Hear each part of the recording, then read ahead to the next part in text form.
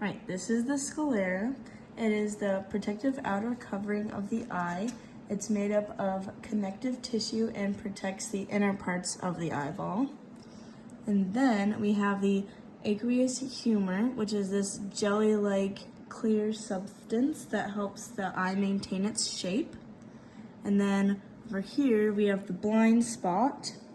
This is where all the receptor cells join together to form the optic nerve at the back of the eye. And then we have the choroid, which is this black lens in between the retina and the sclera. And then we have the cones, which is also at the back of the eye, and it's responsible for colors and how the animal sees colors. Then we have the cornea, which is up here, and that allows light to enter the eye, and it's cloudy in color and thick. Yeah. And then we have the hyaloid fossa, which is the indentation right in the middle of the iris that holds excuse me, the lens in place. And then we have the iris, which is the outside of that, and that determines the size of the pupil and regulates it. This is the lens, and the lens focuses the light that comes in, and it's a biconvex transparent structure.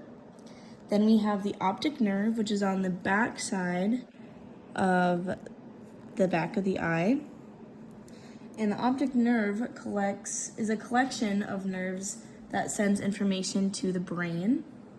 Then we have the pupil, which is on the other side of this. This is the pupil. And the pupil is the opening so light can enter the eye. Then we have the retina, which is in the back of here. And the retina is light-sensitive portion made up of receptor cells and composed of cones and rods. Then we have the rods, which are also in here with the cones, and they're receptor cells of the retina, and it helps perceive difference in light intensity. Then we have the tapetum lucidum, which is the iridescent, right here. The iridescent part of the eye that helps with night vision, and this reflects light onto the back of the retina. Then we have the vitreous body, which is the area between the retina and the back of the lens. That's in here.